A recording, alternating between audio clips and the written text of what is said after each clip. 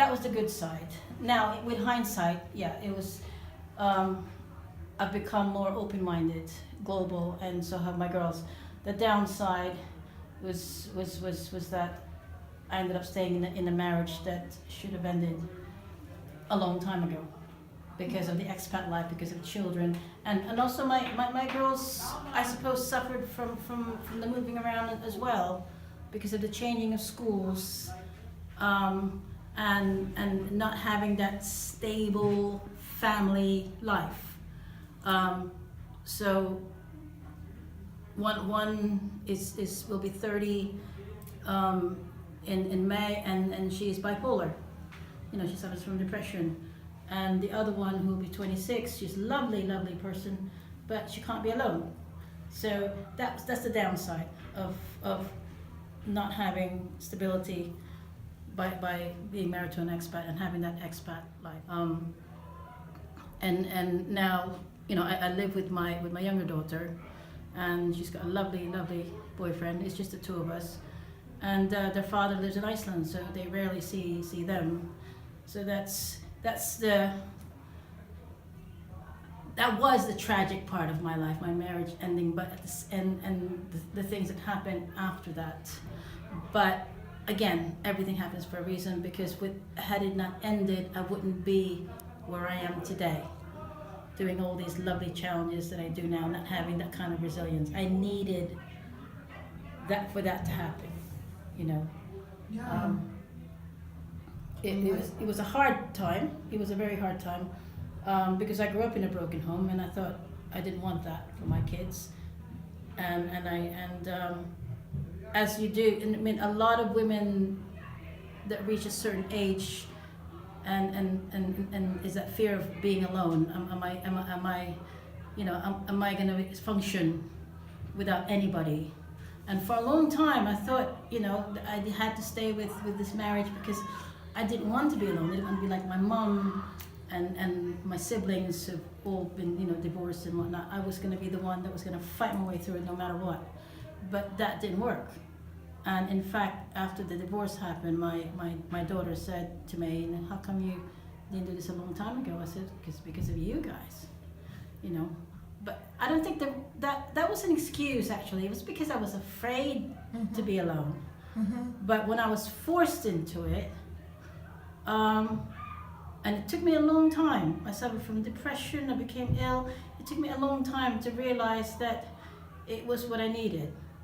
And Yeah. some would thought that traveling all over the world is the best thing that can happen to you.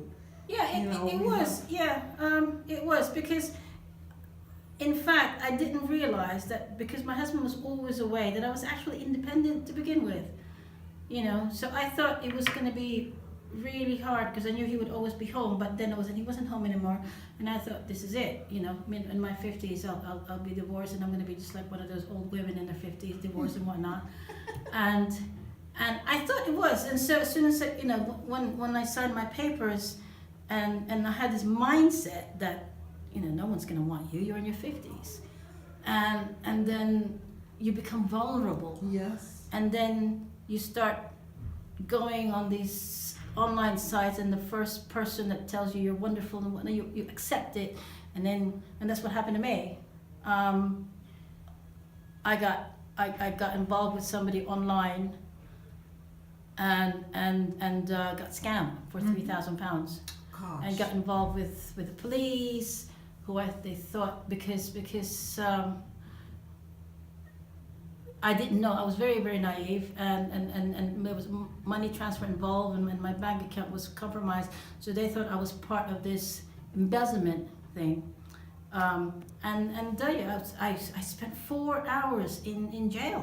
Jesus. You know, and that was what my wake up call. Yeah. And I thought, when I was in jail for 4 hours, and I thought my life is going to end now. You know, I can't say to them I wasn't a part of it, because in a way I was, because I was involved with this person, and I believed everything that this person said, and are they ever going to believe me? But then when I was in jail for those 4 hours while I was waiting to be interrogated, I started practicing. I was already starting to practice yoga, and I started meditating, and I thought, you know, I've got to do this for my girls. I can't fall apart. And I went through the interview process, and I explained to them what happened, and they believed me. And they said, you know, you're part of a scam. And I never realized that this is such a big billion-dollar industry that they actually believed me. I thought they were going to say to me, you're an idiot, you're educated, why did you get involved in this? You know, and in fact, my kids, when it was finally revealed, I had to tell them the truth. That's exactly what they said. Mm-hmm. You stupid woman. Gosh.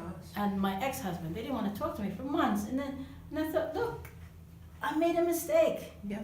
You know, but that, as soon as that happened, and I promised myself that, you know, whatever happens, you're going to handle it. Mm-hmm. And I haven't stopped since. Yeah. And so I see that as a journey, and it terrifies me. It terrifies me. And I've said this to my partner that, you know, I can run a half marathon, I can climb a mountain, and I'm not afraid to do that. I'm not even afraid to work, you know, more than 12 hours a day. I work a lot at work, and I do all these projects, but you terrify me. And what did he say? And he said, don't worry about it. Do you feel safe? It will work itself out. And then, you know, there's a lot of stuff to iron out, because this is a person. It's feelings, and they're scary. That's the difference, right? They're scary. You know, You know, the mountain is not gonna. It's not. How do you say it?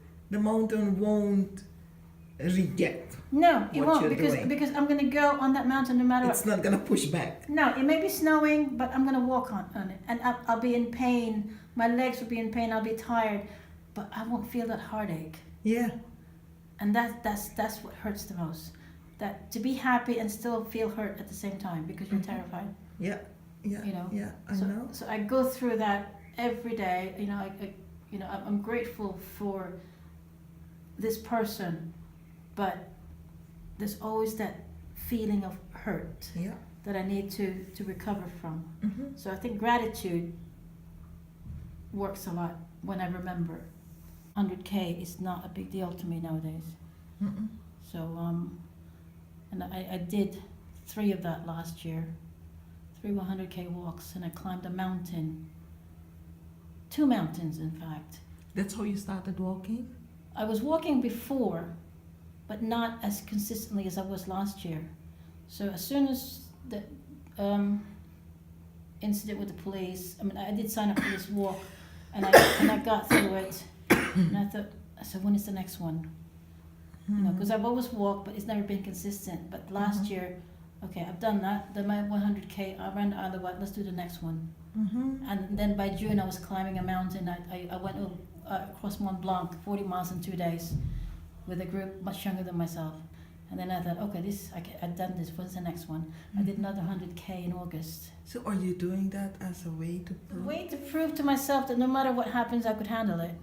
And I did. And then I climbed Mount Snowdon with a group younger than myself, and I started running, and I lost weight. I lost 30 pounds Whoa. in a year. Whoa. And you know, anything that's, whenever I'm down, I just go for a walk and things would get better. Mm-hmm. You know, so I don't see things as a problem anymore. I see them as a challenge, and every challenge I have, to me, is like a trek. So it's a journey, and that path is bad, but there's always an end to it. And this is how I explain things to my kids and my students.